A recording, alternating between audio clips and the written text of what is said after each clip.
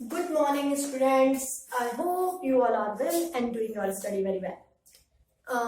जैसा कि हम डिस्कस कर रहे थे चैप्टर नंबर 12 और आज का हमारा ये लेक्चर और आने वाले लेक्चर्स हमारे लिए बहुत इंपॉर्टेंट है क्योंकि ये हमारे लिए बहुत बेसिक्स है ऑर्गेनिक केमिस्ट्री के लिए कि हमें आज से स्टार्ट कर रहे हैं नॉमेनक्लेचर ऑफ ऑर्गेनिक कंपाउंड्स कि हम ऑर्गेनिक कंपाउंड्स को कैसे नाम देते हैं। हमें दोनों तरह से आना चाहिए कि हमारे पास कोई नाम दिया हुआ है तो उसका फॉर्मूला हम लिख ले और हमारे पास कोई फॉर्मूला गिवन है तो हमें उसका नाम लिखना आना चाहिए। टिल 12th क्लब या हमें ऑर्गेनिक केमिस्ट्री को अच्छे से समझना है, उसकी रिएक्शंस को समझना है, उनकी प्रॉपर्टीज को समझना है, तो हमें सबसे पहले ऑर्गेनिक केमिस्ट्री में जो चीज आनी चाहिए है वो है उनका नॉमेनक्लेचर कि हम उनके नॉमेनक्लेचर को कैसे देते हैं। तो let's talk about the nomenclature of organic compound कि हम ऑर्गेनिक कंपाउंड के नॉमेनक्लेचर को कैसे रिप्रेजेंट करते हैं, कैसे देते हैं, उनको सीखते हैं। तो बेसिकली नॉमेनक्लेचर को देने के लिए नॉमेनक्लेचर का मतलब क्या है कि किसी भी ऑर्गेनिक कंपाउंड को, क्योंकि हम पढ़ चुके हैं कि there is a vast variety of organic compound कि लिविंग ऑर्गेनिज्म से अंदर जो भी हमें कंपाउंड मिल रहा है वो एक ऑर्गेनिक कंपाउंड है, यानी कि बहुत बड़ी वैरायटी है हमारे पास ऑर्गेनिक कंपाउंड को की। तो इन इनिशियल बहुत पहले टाइम पे क्या हुआ करता था कि ऑर्गेनिक कंपाउंड का नाम जो है दो सिस्टम से हम निकालते हैं। पहला था ट्राइबल सिस्टम और जो आजकल हम यूज करते हैं जो वैलिड है वो है IUPAC नॉमेनक्लेचर सिस्टम। ऐसा नहीं कि हम ट्राइबल सिस्टम को यूज नहीं करते हैं, आज भी हम कुछ नेम जो है वो आज भी हम बहुत सारे कंपाउंड्स के नेम वही यूज करते हैं जो उनकी ट्राइबल सिस्टम से नेम चले आ रहे हैं। तो इसलिए हमें पता होना चाहिए कुछ कंपाउंड्स के ट्राइबल नेम सिस्टम या कॉमन नेम सिस्टम भी हमें पता होना चाहिए। और IUPAC का तो हम बात करेंगे कि हम कैसे कैसे नाम देते हैं। अब क्या है ये सिस्टम? ट्राइबल सिस्टम की यदि हम बात करें तो ट्राइबल सिस्टम जो है वो क्या है, एक बहुत पुराना सिस्टम है जो इसको हम कॉमन नेम सिस्टम भी बोलते हैं।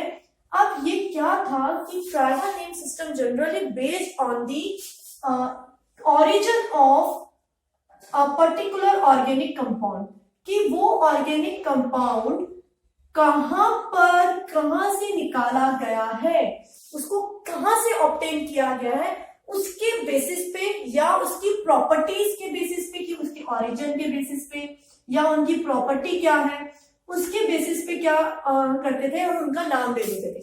जैसे फॉर एग्जांपल यदि हम बात करें कि हमारे को मालूम है कि हमारे पास एंट है, आंट जो है उससे हमारे पास एक एसिड निकलता है दैट इज फॉर्मिक एसिड। तो फॉर्मिक एसिड जो है, यहाँ हम बात करें फॉर्मिक एसिड नेम एज कि जो रेड एंट होती है, जैसे हम बात करें फॉर्मिक एसिड के नेम की, कई बार हम सुनते हैं, हम पढ़ के आए फॉर्मिक एसिड कि एंट जब काटती हैं या एंट जब बाइट करती हैं तो they release the acid, this is a formic acid. तो ये फॉर्मिक एसिड नाम कहां से आया? It is a common name, ये IUPAC नेम नहीं है, ये कॉमन नेम है कि रेड एंट जो होती है, रेड एंट को it is obtain from red एंट। तो रेड एंट से ऑब्टेन की जाती है क्योंकि रेड एंट को इन द ग्रीक वर्ड क्या बोला जाता है? फॉर्मिस बोला जाता है। सेम यदि हम बात करें एसिटिक एसिड की तो acetic acid is also not a IUPAC name, it is a common name. तो एसिटिक एसिड किससे ऑब्टेन किया गया है? एसिटिक एसिड ऑब्टेन किया गया है फ्रॉम विनेगर। तो विनेगर जो है उससे ऑब्टेन किया गया, तो इसके बेसिस पे हमने उसका नाम निकाला गया है क्या? Acetic acid. ऐसे ही हम बात करें मीथेन की, मीथेन जो है उसका ऑल्दो IUPAC नेम भी क्या है? मीथेन ही कहा जाता है। तो मीथेन को हम मीथेन क्यों बोलते हैं? क्योंकि that are obtain from the marshy areas कि मार्शी जो है वो एरिया से जो गैस निकलती है वो गैसेस कौन सी है? मीथेन जनरली होती है, तो उसका नाम हमने उस पर दिया हुआ है।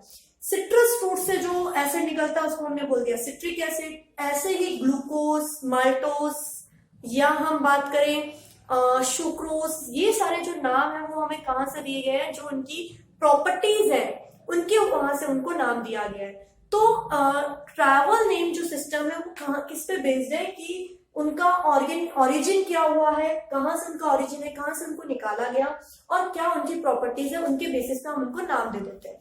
But according to the trivial name system कुछ नेम हमें याद होने चाहिए कि इनकी फॉर्मूले के क्या क्या नेम हो सकते हैं। जैसे फॉर्मिक एसिड अब हम लिखना सीखेंगे जब हमें अपने आप याद होंगे कि फॉर्मिक एसिड जो है उसका फॉर्मूला यदि हम बात करें तो क्या होता है C+OH।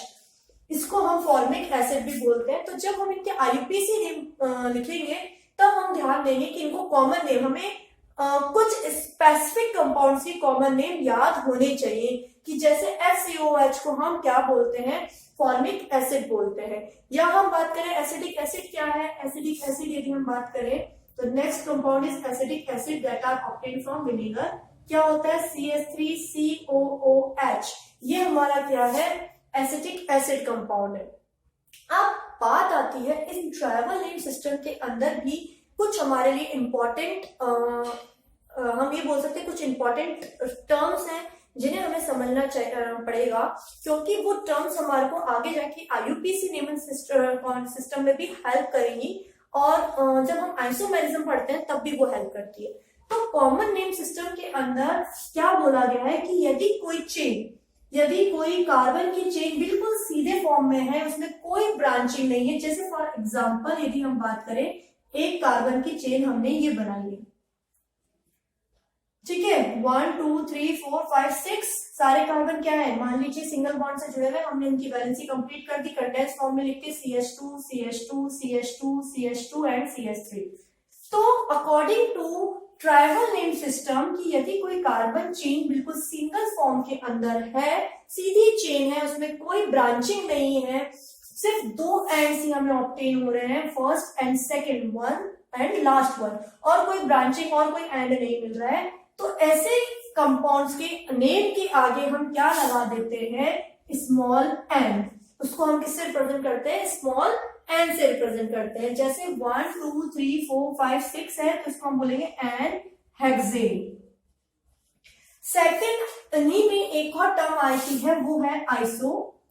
कि आइसो टर्म हम कब यूज करते हैं कि जब किसी कंपाउंड के अंदर कोई ऐसा ऑर्गेनिक कंपाउंड जिसके सेकेंड पोजीशन वाले जो कार्बन है उस पर क्या जुड़ा हो, CH3 ग्रुप जुड़ा हुआ हो, ऐसा कंपाउंड या ऐसा कोई कार्बन चेन जिसकी सेकंड स्पेसिफिक है, सेकंड पोजीशन पे क्या जुड़ना चाहिए, मिथाइल ग्रुप जुड़ा हुआ हो। यानी कि हमारे पास एक तरह से ये बोल दें ये हमारे पास सिस्टम प्रेजेंट हो तो उसको हम क्या बोलेंगे, उस पर्टिकुलर कंपाउंड जो है उसके नेम के आगे हम क्या लगा देते हैं, आइसो लगा देते हैं। आइसो का मतलब ये क्या है कि ये सिस्टम हमारे पास प्रेजेंट है 3 कार्बन का और इधर एक कार्बन चेन जुड़ी हुई है। कितने कार्बन है, 1 2 3 4 5 कार्बन है, तो जितने कार्बन है उसके अकॉर्डिंग इसका नाम दिया जाता है आइसोपेंटेन। अब ये कैसे आया इसको हम समझेंगे वन बाय वन। सेम एक टर्म और यूज की जाती है नियो। किस लिए यूज कब की जाती है नियो टर्म यूज, कि जब हमारे पास सेकेंड ही कार्बन पर क्या है, 2 मिथाइल ग्रुप प्रेजेंट है, 1 एंड 2 CH3 ग्रुप प्रेजेंट है, तो इसको हम क्या बोलते हैं, नियो जो है सब्स्टिट्यूशन बोलते हैं, नियो से रिप्रेजेंट करते हैं। जस्ट फॉर एग्जांपल मान लो हमने ये लिखा है तो टोटल नंबर ऑफ कार्बन 1 2 3 4 5 है, तो ये भी क्या है, नियो पेंटेन है। तो हमारे पास नियो पेंटेन भी है, आइसोपेंटेन भी है और एन पेंटेन भी है। एन पेंटेन बोला जाए तो क्या बोलेंगे आप, एन पेंटेन बोला जाए तो हम 5 कार्बन की एक सिंगल चेन लिख देंगे 1 2 3 4 5 और ये हो जाएगा एन पेंटेन। तो एन, आइसो एंड नियो हमें पता होने चाहिए क्योंकि हमें चेन आइसोमर जब हम पढ़ेंगे तो बहुत हेल्प करेगा। आइसो क्या कहलाएगा, जब सेकेंड पोजीशन पे मिथाइल ग्रुप हो, और नियो क्या कहलाएगा, जब सेकेंड पोजीशन पे 2 मिथाइल ग्रुप हो।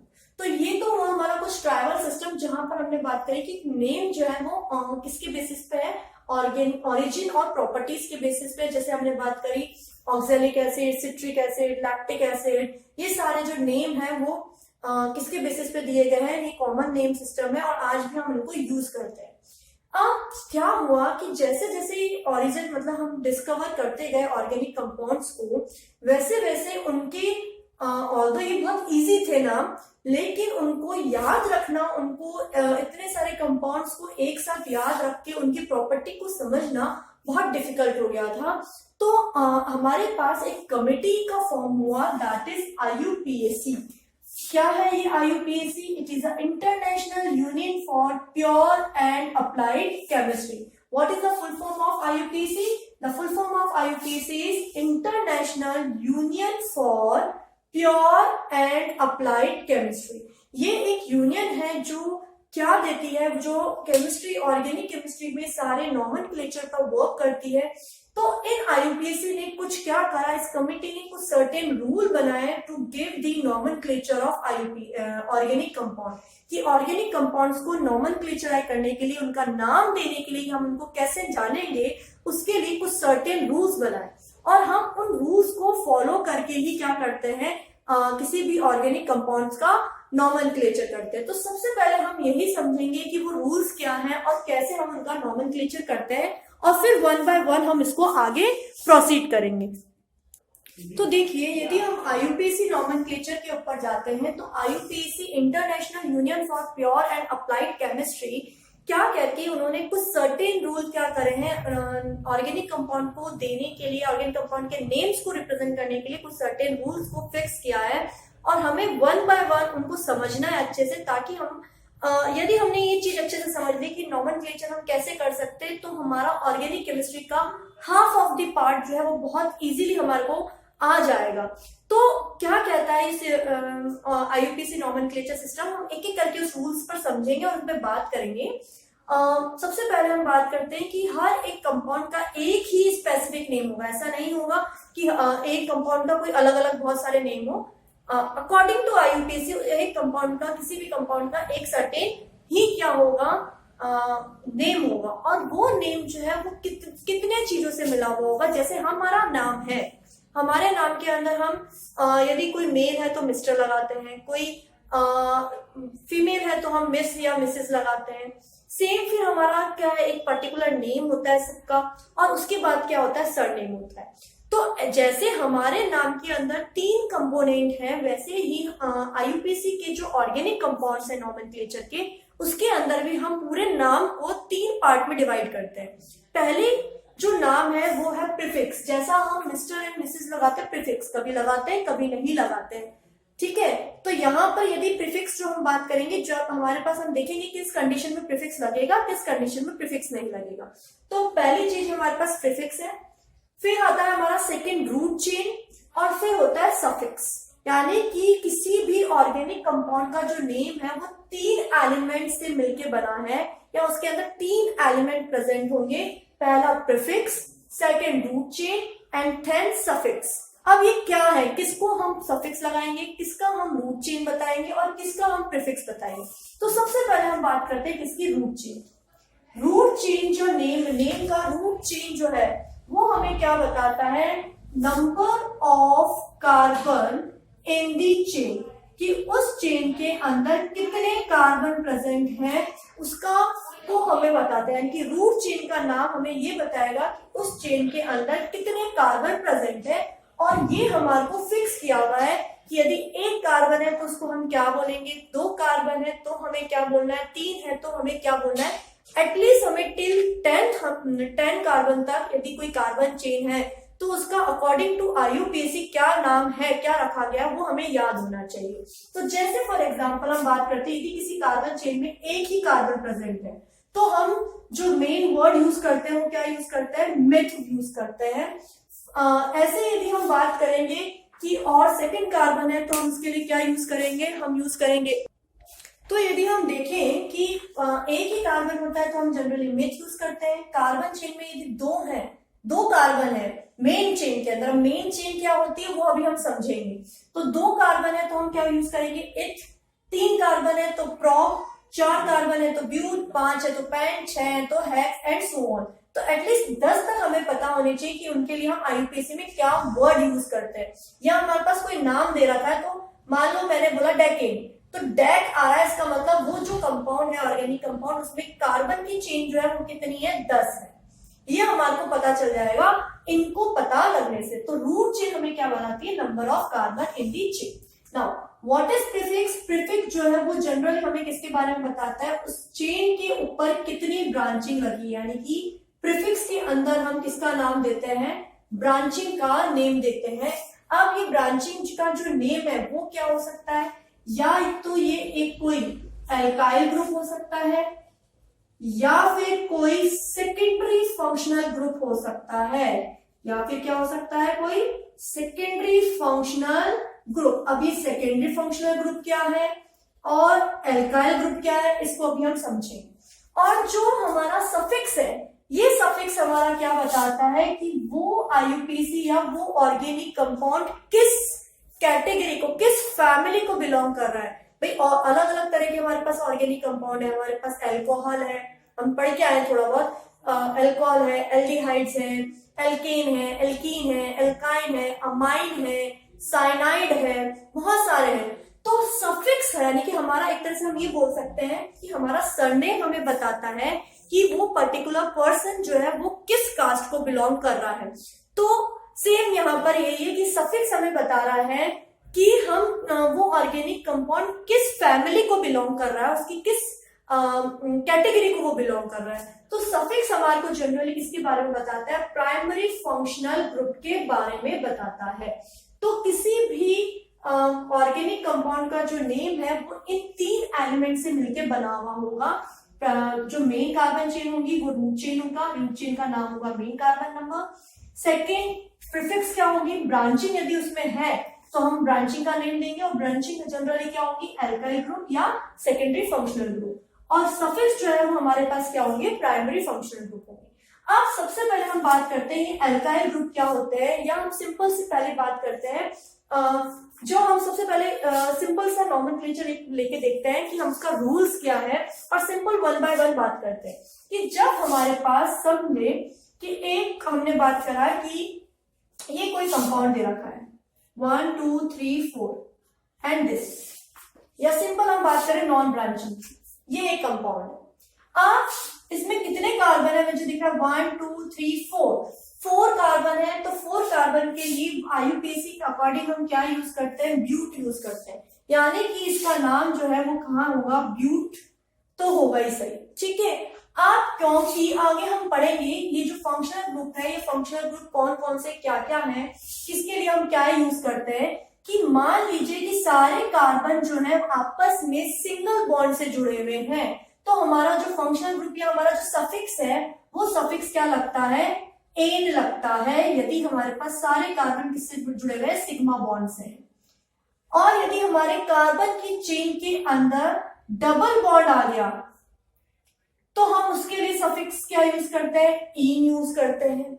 यदि मेरी कार्बन की चेन के अंदर ट्रिपल बॉन्ड आ गया तो हम सफिक्स क्या यूज करते हैं, आइन यूज करते हैं। एक एक करके हम इसको समझेंगे। यदि हम यहाँ पे देखें इस चेन के अंदर, यहाँ पर CH3 CH2 CH2 CH3 ये है, और इसका हमें नाम देना है अकॉर्डिंग टू आईयूपीएसी। तो हम क्या करेंगे, हमने देखा 1 2 3 4 कार्बन है, 4 कार्बन के लिए हमें याद है कि ब्यूट यूज करते हैं, हमने लिख दिया ब्यूट। अब हमने देखा कि चारों कार्बन किससे जुड़े हुए हैं, सिंगल बॉन्ड से ही जुड़े, यहाँ पे कोई डबल बॉन्ड नहीं है, ट्रिपल बॉन्ड नहीं है। इसका मतलब ये जो है सफिक्स जो हम लगाएंगे पीछे क्या लगाएंगे, एन लगाएंगे, तो ये क्या है, ब्यूटेन है। और रही बात प्रीफिक्स की, तो हम देख रहे हैं इसके अंदर कोई ब्रांचिंग कुछ अदर नहीं दिख रहा है, इसका मतलब इसके अंदर कोई प्रीफिक्स नहीं लिखेगा। तो इस तरह से हम सिंपल क्या करते हैं, नॉमेनक्लेचर को रिप्रेजेंट करते हैं अकॉर्डिंग टू दी आईयूपीएसी। अब हम एक एक करके धीरे धीरे सबसे पहले एल्केन, फिर एल्कीन, फिर एल्काइन, और फिर फंक्शनल ग्रुप के आईयूपीएसी नॉमेनक्लेचर के पर बात करेंगे। Thank you so much.